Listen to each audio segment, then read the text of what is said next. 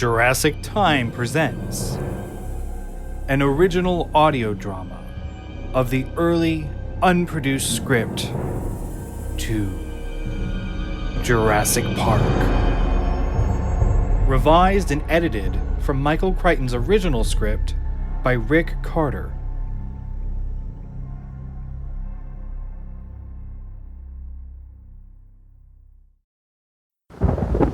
Tropical rain falls in drenching sheets in the night, hammering the corrugated roof of a clinic building along the coast of Costa Rica. Roaring down the metal gutters, splashing on the ground in a torrent.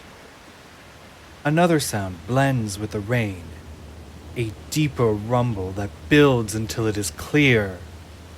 The rhythmic thumping of a helicopter.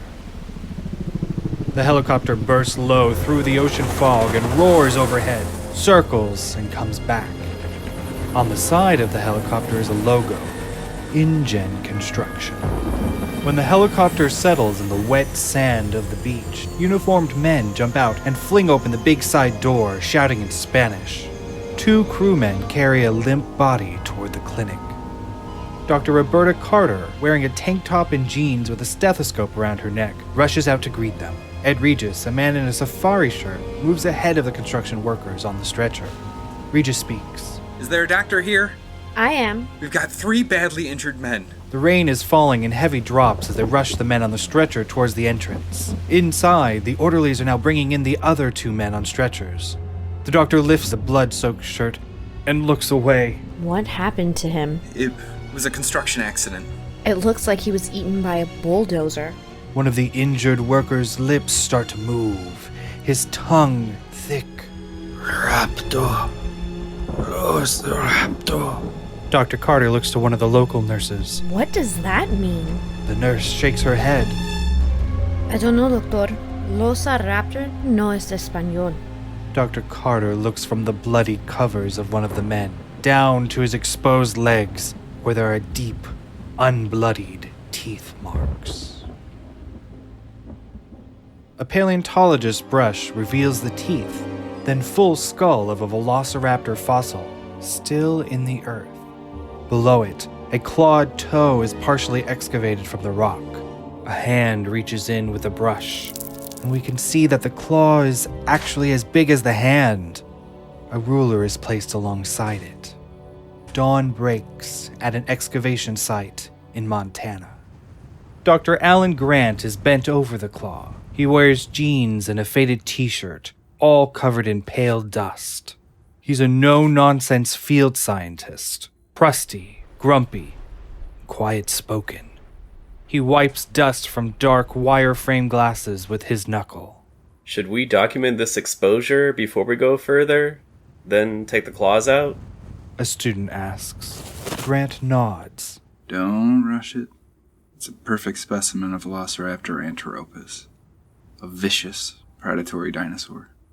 Ellie Sattler, Grant's wife and partner, walks over to Grant as he moves towards a group of 3 trailers with tents extending outwards like spokes.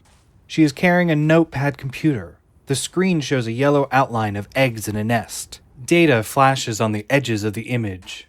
We got tomography of the nest site on D14. P-val is under 0.10. Ellen, you were right. There are mucho nests. As they walk, another student, covered in chalk dust, falls into step. Ellie, would you take a look at this? The student asks.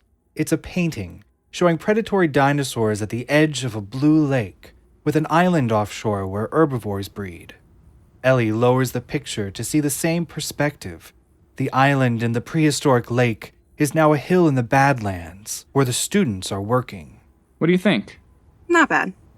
Except the lake should be milky green. Milky green? There hasn't been a lake for 65 million years. How do you know what color it was? Because it was alkali. The albedo suspended bicarbonates would have made it pale, milky green. He then turns to Grant. How are the dinosaurs, Dr. Grant? The dinosaurs are good.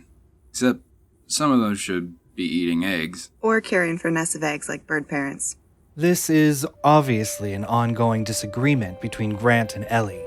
They have different ideas about the behavior of small carnivores, such as the velociraptor. The student knows when to leave. Grant and Ellie are now walking in an area where large sections of earth containing fossils are being readied with plaster, waiting to be loaded onto trucks. They stop next to a fossilized cone-shaped nest with broken eggs embedded into it. We don't know that these eggs were hatched. Nor do we know that they were eaten by vicious egg-eating raptors that ate their own. I never said I thought that. Neither you or I or anyone else was ever there. We can't know. It's all a mystery. Grant and Ellie look out at the sun rising over the vast expanse of landscape before them. They hear the sound of a helicopter. Within a few moments, a tremendous wind starts blowing everything around. The swirling dust covers the recently exposed dinosaur fossils. Grant and Ellie lean over some of the exposed fossils and yell to the students scurrying around them. Baffle us! Get something to cover these fossils! He looks up to the helicopter approaching. It lands right on top of one of the dig sites. Grant is furious. Until he sees John Hammond, the powerful financial benefactor of Grant's work, emerge from the helicopter. Grant rushes to meet him. Mr. Hammond, what brings you here? Hammond parades around and laughs. The whole idea of digging up dinosaur fossils suddenly seems so primitive. What do you mean? I want to take you someplace. I want to show you something that you will find extremely interesting. Grant and Ellie don't quite know how to respond. Hammond mysteriously smiles. It's not punishment. It's a reward. They enter one of the many work trailers on site. We've got a great team of paleontologists assembled on this dig. We've just uncovered a velociraptor nesting site. It's almost like a colony of individual units. Grant's tone belies his biggest fear. Hammond is done with funding their dig. I hope you're not stopping our funding. I'm not going to close you down, Dr. Grant. You and Ellie are going to close the site down yourselves. Grant and Ellie are confused by Hammond. It will later be revealed that I want you two to be in charge of something very important. Something which relates directly to what you have just found here, in the desert. Hammond then moves further into the trailer. The truth is that I am very excited. Let me tell you about all of this from the beginning. For the last 10 years, I've been working to build a fabulous resort off the coast of Costa Rica.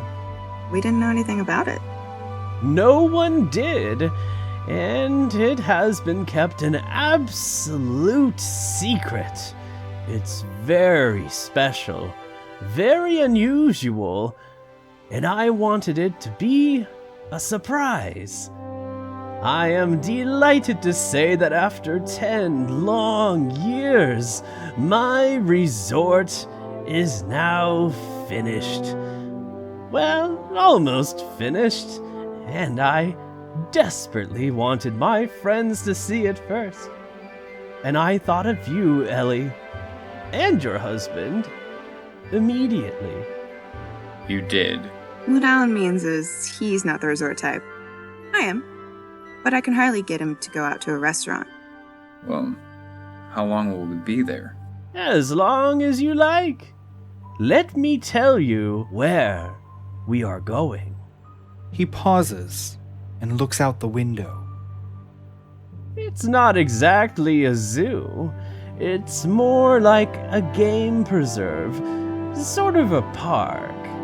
It's an island 100 miles off the coast of Costa Rica called Isla Nublar. Actually, an extinct volcano, though there's still volcanic steam in places. 24 square miles making it the largest privately owned animal preserve in North America. The helicopter flies low over the sunlit sea. Isolated in the ocean, shrouded in fog, the island looks otherworldly. The pilot speaks. Starting our descent now. Hang on, folks. Landing can be a little rough. The helicopter plunges into the mist. They bounce wildly in the thermals, jagged rock walls close by, tree branches reaching out through the mist. Passengers look from one side to the other. It's bad on all sides. The landing tower guides them. 500 feet. 400 feet. Intermittent clouds block everything, and we see only the flashing flare of the helicopter's own lights. When the fog clears, the cliffs and trees are even closer. 200 feet. 150 feet. Are we gonna crash? No, we're fine. Why, I remember when I first started coming to this island 5 years ago. We used to have to land by ship, and that was rough. This is nothing. Grant looks at Ellie and smiles confidently. Ellie grips her knees, trying to smile back. Below, in the fog, the lighted helipad with its huge glowing X comes into view. Inside the helicopter, a rapid beeping sound like a stall alarm blares. And with that, the helicopter settles, the sounds decreasing. Here we are, safe and sound. Nothing to it, really. They start down the hill towards a big overlook. The helicopter almost immediately lifts off, thundering away.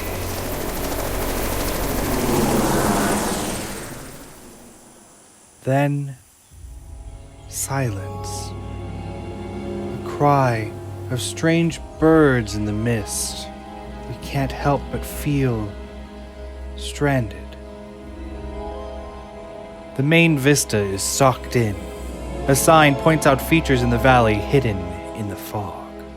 Ah, too bad. There's a wonderful view from here. Well, let's get you settled in at the lodge. As they climb into parked land cruisers, Grant hears a faint cry. Not a bird. Something. He snaps his head around, but the car engine starts, drowning it out, and they drive off. The land cruisers pull up to a gate in the fence, which surrounds the lodge. The head tour guide, Ed Regis, stands outside. We last saw him bringing the injured men to the doctor. He welcomes Grant, Ellie, and Hammond. Welcome back, Mr. Hammond. Welcome. Glad to have you with us. You're our first guests. We're sure your stay with us will be very comfortable. The group moves into a green tunnel of overarching palms leading toward the lobby. Everywhere, extensive and elaborate paintings emphasize the feeling that they are entering a new world, a prehistoric tropical world, and leaving the normal world behind. As they pass by a waterfall in front of the lodge's entrance, Ellie stops next to an outstretched fern bush. She examines it without touching. Those are Sirena veriformans. In fact, a whole cluster of them. They were abundant more than 200 million years ago. Regis says, showing off his knowledge. Yes, I know. Unfortunately, the spores of veriformans contain a deadly carboline alkaloid. Even touching them can make you sick. The toxin is 50 times more poisonous than oleander. Regis is not sure how to respond. If you'll come this way. I've also brought my grandchildren. Their parents are getting a divorce, and I thought they'd like to get away and have some fun with us. In the center of the lobby is a glassed atrium. The outer walls of the lobby are without glass, open to the outside, except for a series of thin horizontal bars, which enclose the area almost like an elegant cage. A half wall of stone provides a barrier to keep guests from touching the bars, where there's a slight hum of electricity. Waiting in the lobby are two kids. Tim Murphy, 11 and bespectacled, and Lex Murphy, a tomboy of 7, wearing a baseball hat, her mitt slung over her shoulder. Say hello to. No kidding. Tim interrupts, unable to contain himself. Grandpa said he might be coming. Wow, Alan Grant. Hammond beams. He's delivered. Grant smiles and shakes his hand. Hi, Tim. I have your book, Lost World of the Dinosaurs. It's practically my favorite book. Daddy says that Tim has dinosaurs on the brain. Lex is less impressed. Well, I have that same problem. Grant says, shaking her hand. Daddy says dinosaurs are really stupid. He says Tim should get out and play more sports. I see. Chill out, Lex. And what do you like, Lex? Ellie says, stepping in. Third base.